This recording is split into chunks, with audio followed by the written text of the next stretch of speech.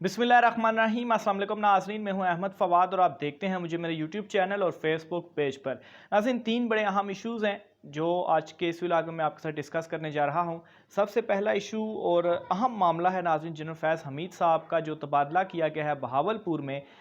इस हवाले से दो बड़े अहम और इंटरेस्टिंग एस्पेक्ट्स हैं जिनको डिस्कस किया जा रहा है। और इन एस्पेक्ट्स को डिस्कस करने के बाद मज़ीद इस हवाले से जो कुछ डिटेल्स हैं या इन्फॉर्मेशन है वो सामने आ रही है और बड़ी इंटरेस्टिंग इन्फॉर्मेशन है। एक तो ये मैं आपके साथ शेयर करूंगा। दूसरे नंबर पर नाजरीन, इमरान खान साहब ने जो जलसा अपना इस्लामाबाद में करना था वो लाहौर उन्होंने शिफ्ट किया। इसकी कुछ रीज़न्स मज़ीद सामने आई हैं। तीन जगहों पर इमरान खान साहब की जानिब से पीटीआई की जानिब से पहले इजाज़त मांगी गई जलसा करने की, लेकिन वो इजाज़त नहीं मिली। फिर टीएलपी का बीच में किरदार, इस हवाले से कुछ डिटेल्स तो मैं आप नाज़रीन तक पहुंचा चुका हूं कि टीएलपी आई और फिर किस तरह से इमरान खान साहब ने ये जो तसादुम वाला मामला था, बड़ी संजीदा ये जो फ़ैसला था ये किया गया। लेकिन इसके कुछ मज़ीद डिटेल्स भी सामने आई हैं, वो भी आपके साथ मैं शेयर करूँगा। और नवाज़ शरीफ जो हैं वो इस वक्त कैसे, ये एक आखिरी जंग है उनकी, इस वजह से भी इमरान खान साहब के ख़िलाफ़ इतना ज़्यादा अग्रेसिव होकर और तमाम इतराफ़ से इमरान खान साहब के ऊपर एक किस्म का आप कहें कि हमले जो हैं वो किए जा रहे हैं, क्योंकि ये एक आखिरी जंग होगी इमरान खान साहब के ख़िलाफ़ भी। इससे पहले जितने भी इमरान खान साहब के ख़िलाफ़ हरबे अपनाए गए वो तमाम के तमाम नाकाम हुए, और अब एक आखिरी हरबा आप इसको कहेंगे। और आगे आने वाले जो दिन हैं वो काफ़ी ज़्यादा इम्पॉर्टेंट भी हैं, और गेम जो है वो कुछ और ही पीछे हो रही है। इस रिलेटेड भी कुछ जो डिटेल्स हैं वो भी आज की इस व्लॉग में आपके सामने रखूँगा। तो आगाज़ नाज़रीन, जनरल फैज़ हमीद साहब का जो तबादला हुआ है और दीगर जो जनरल्स हैं जो उनका तबादला हुआ है, इस हवाले से डिटेल्स आपके साथ शेयर करता हूँ। तो एक दो एस्पेक्ट नाज़रीन इस हवाले से इस वक्त जो तजियाकार हैं वो डिस्कस कर रहे हैं। एक तो नाज़रीन इसका एस्पेक्ट नॉन पॉलिटिकल और दूसरा पॉलिटिकल डिस्कस किया जा रहा है। नॉन पॉलिटिकल में तो ये है कि ये जो तकर्रुर तबादले होते हैं ये नॉर्मल रूटीन है, और फ़ौज में इस तरह के जो तबादले हैं वो आम रूटीन में होते रहते हैं। और फ़ौज के अंदर एक रवायत भी इस तरह से मौजूद है कि कुछ अरसे के बाद जो फ़ौजी अफसरान हैं उनका तबादला कर दिया जाता है, यानी कि मुख्तलिफ़ कोर्स में भी उनके तबादले किए जाते हैं, एक कोर्स से दूसरी कोर में, दूसरी कोर से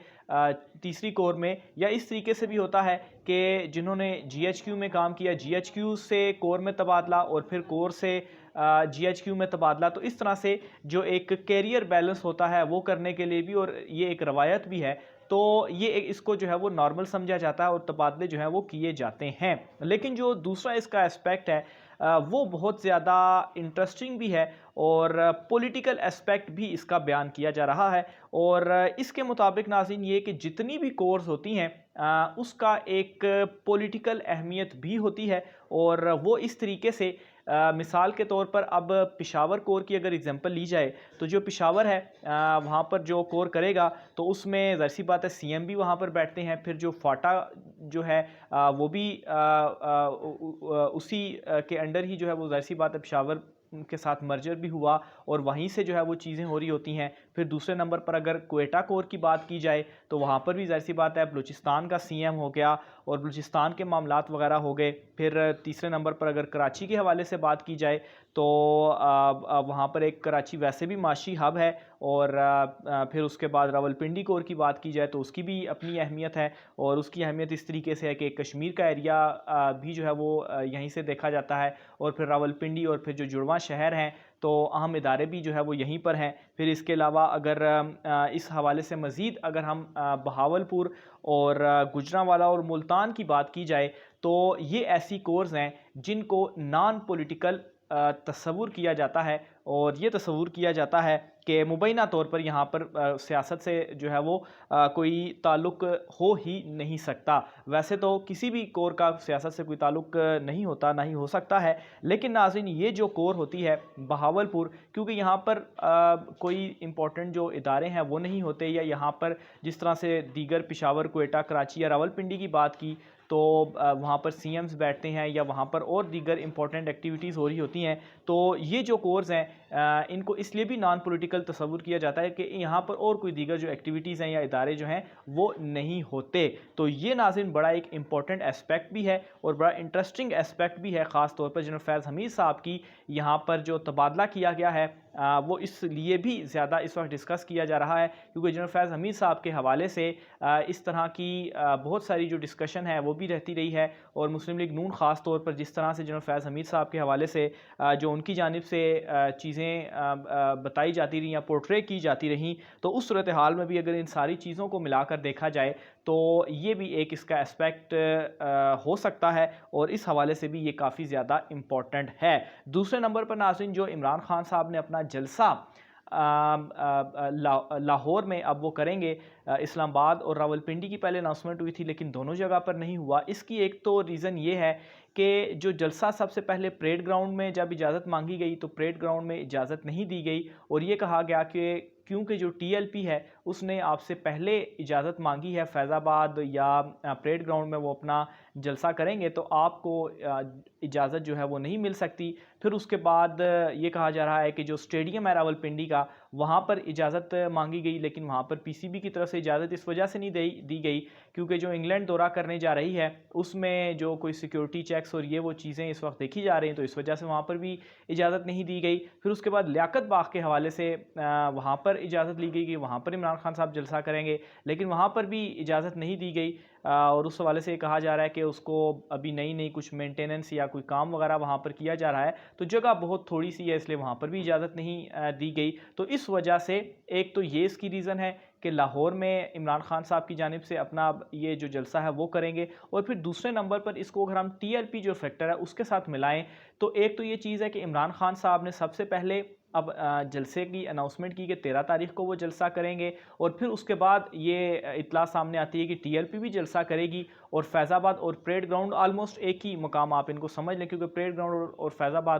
फैज़ाबाद जैसा क्रॉस करें तो आगे आपका परेड ग्राउंड आ जाता है, तो कोई ज़्यादा डिस्टेंस नहीं है। और फिर जाहिर सी बात अगर एक मकाम के ऊपर दोनों होंगे तो फैज़ाबाद से गुजर कर ही परेड ग्राउंड में जाना है, तो इस वजह से एक टीएलपी फैक्टर की वजह से भी इमरान खान साहब ने यहाँ पर जलसा नहीं किया। फिर उसके बाद जब इमरान खान साहब ने रावलपिंडी का कहा तो तब ये इत्तला सामने आई कि टीएलपी का ये कहना है कि वो लियाकत बाग से मार्च करेंगे फैज़ाबाद और परेड ग्राउंड तक और फिर वो वहाँ पर जलसा करेंगे, तो यहाँ पर भी तसादुम का ख़तरा था। तो इस वजह से भी इमरान खान साहब ने अनाउंस यहाँ से जो जलसा है वो नहीं किया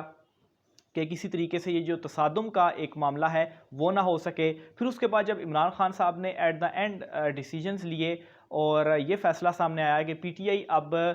जलसा करेगी लाहौर में, तो उसके बाद ये इत्तला सामने आई कि जो टीएलपी है वो अब जलसा नहीं करने जा रही। तो ये तमाम डॉट्स को अगर आप कनेक्ट करें तो आपको मालूम हो जाएगा कि बेसिकली इमरान खान साहब को यहाँ पर जलसा ही नहीं करने दिया जाना था। लेकिन एक अच्छा फ़ैसला इमरान खान साहब का इस तरह से भी है कि इस वक्त तसादुम की बिल्कुल ज़रूरत नहीं है और तसादुम से बचने के लिए एक संजीदा और बड़ा ज़बरदस्त फ़ैसला था इमरान खान साहब का कि उन्होंने लाहौर में जलसा करने का फ़ैसला किया। आखिर में नाज़रीन, आपको नवाज़ शरीफ की ये आखिरी जंग किस तरह से है और कैसे इमरान खान साहब के ख़िलाफ़ तमाम हरबे नाकाम हुए, इस हवाले से डिटेल्स बताता हूँ। अभी तक जितनी भी कोशिशें की जा रही हैं इमरान खान साहब के ख़िलाफ़ वो तमाम की तमाम कोशिशें नाकाम हुई हैं, बल्कि जो भी काम किया गया इमरान खान साहब के अगेंस्ट वो इनको उल्टा पड़ा और उससे इमरान खान साहब की मकबूलियत में मज़ीद इजाफ़ा हुआ। और इस वक्त जो सिचुएशन चल रही है, आगे आने वाले जो दिन हैं वो बहुत ही ज़्यादा इंपॉर्टेंट हैं और एक आखिरी हरबा इमरान खान साहब के ख़िलाफ़ अपनाया जाएगा क्योंकि इसके बाद अगर इलेक्शन अनाउंस हो जाते हैं और फिर तैनाती वगैरह का जो एक कंस्पिरेसी थ्योरी सामने आ रही थी, तो उसके बाद जो हालात हैं वो इस तरह से होंगे कि फिर नून लीग वैसे ही अपनी जो पोजीशन है, जो अपनी साख है वो खो चुकी है। तो इसी वजह से भी नून लीग हर हरबा इस वक्त आजमा रही है इमरान खान साहब के ख़िलाफ़, यहाँ तक कि उनकी फ्रस्ट्रेशन का जो अंदाज़ा है वो इस बात से आप लगा सकते हैं कि इमरान रियाज खान साहब की जानिब से ये चीज़ बताई गई है कि जब उनका ट्विटर अकाउंट हैक हुआ और जब वो रिकवर हुआ और उन्होंने अल्हम्दुलिल्लाह का मैसेज किया तो उन्होंने ये बताया कि उस वक्त हलकों में ये कहा गया कि ये जो अल्हम्दुलिल्लाह का मैसेज है इसको इस तरह से हम आगे बयान करेंगे कि उसी टाइम चूँकि जो हेलीकॉप्टर का जो वाक़या हुआ था या जो हेलीकॉप्टर लापता हुआ था तो उसके ऊपर इमरान रियाज खान ने अल्हम्दुलिल्लाह का मैसेज किया, तो ये चीज़ उसके ऊपर डाल देते हैं और इसके ऊपर उसको बुलाते हैं और उससे पूछगछ करते हैं। हालांकि वो उनका ट्विटर अकाउंट रिकवर हुआ था तो उसके ऊपर उन्होंने ये किया था। तो यहाँ से अंदाज़ा लगा सकते हैं कि ये किस कदर फ्रस्ट्रेटेड हो गए हैं और इनकी जहनीत किस जगह पर पहुंच चुकी है और ये क्या कुछ कर सकते हैं या किस हद तक जाएंगे, बल्कि मैं कहूँगा कि तमाम हदों की भी हदें ये पार कर चुके हैं इमरान खान साहब के ख़िलाफ़। और इस वक्त जो एक चीज़ की जा रही है कि